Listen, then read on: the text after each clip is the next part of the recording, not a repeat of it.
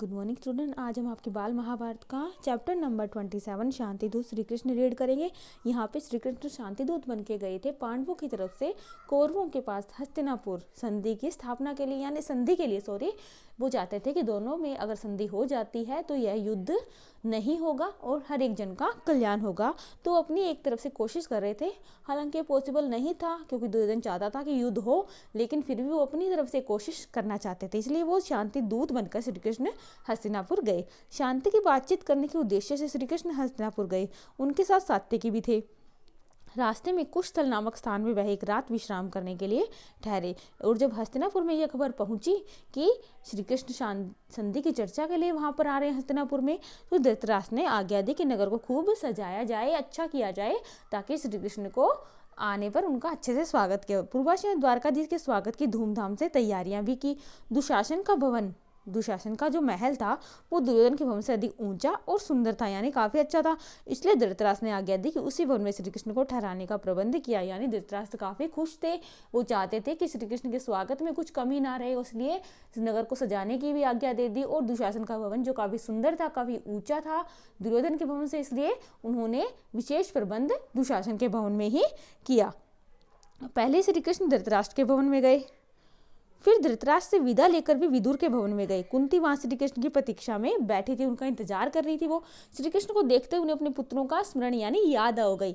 श्री कृष्ण ने उन्हें मीठे वचनों से दिलासा दी, सांत्वना दी और उनसे विदा लेकर दुर्योधन के भवन में गए। दुर्योधन ने श्री कृष्ण का शानदार स्वागत किया और उचित आदर सत्कार करके भोजन का भी न्योता दे दिया, इन्विटेशन दे दिया कि हाँ आपको भोजन भी करना है और आप कीजिए। श्री कृष्ण ने कहा, राजन, जिस उद्देश्य को लेकर मैं यहाँ आया हूँ, यानी जो मेरा उद्देश्य है यहाँ पे आने का, अगर वह पूरा हो जाएगा तब तुम ही मुझे भोजन का न्योता देना, वही उचित होगा। यह कहकर वे विदुर के यहाँ चले गए और वहां भोजन करके वहीं पर विश्राम किया। यानी उन्होंने दुर्योधन के घर भोजन का जो न्योता था वो इनकार ही कर दिया एक तरह से। इसके बाद श्री कृष्ण और विदुर में आगे के कार्यक्रम के बारे में सलाह हुई।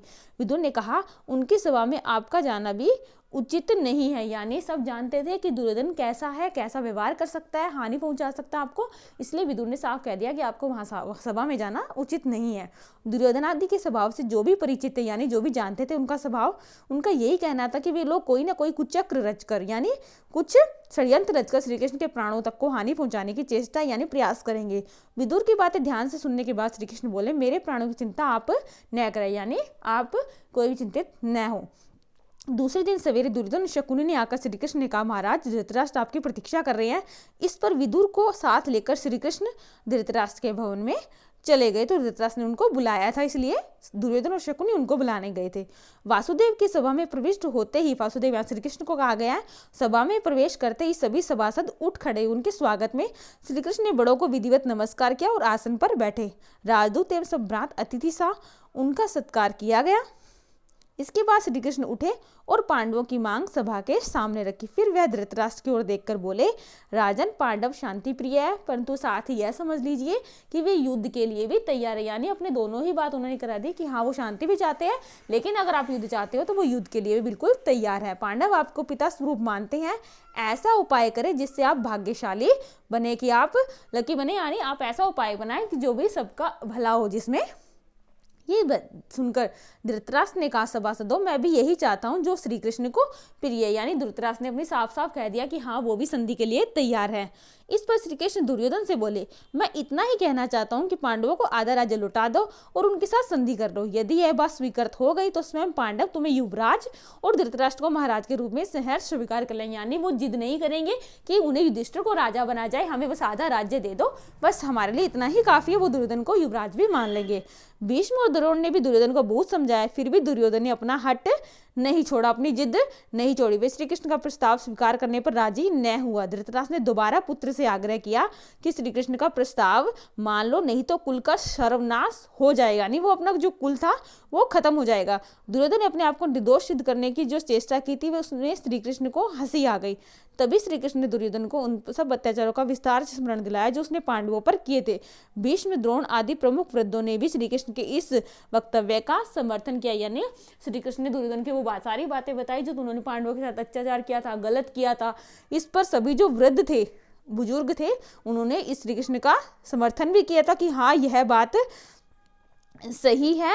लेकिन जो दुर्योधन था वह तो मानने के लिए बिल्कुल भी तैयार ही नहीं दिखा। यह देखकर दुशासन क्रुद्ध हो गया और दुर्योधन से बोला, भाई मालूम होता है ये लोग आपको कैद करके कहीं पांडवों के हवाले न कर दे, इसलिए चले यहाँ से, निकल चले। इस पर दुर्योधन उठा और अपने भाइयों के साथ सभा से बाहर ही चला गया। यानी दुशासन को भी गुस्सा आ गया जब सारे जो श्री कृष्ण का पक्ष ले रहे थे, समर्थन कर रहे थे, और दुशासन को गुस्सा आ गया तो अपने भाई को ही लेकर चला गया कि कहीं वो, उनको लग रहा था कि ये सब लोग मिलकर कहीं पांडवों के हवाले दुर्योधन को न कर दे, इसलिए दोनों भाई गुस्से से उठकर वहां से चले गए। बाकी का जो चैप्टर है आपको नेक्स्ट वीडियो में हम पढ़ेंगे।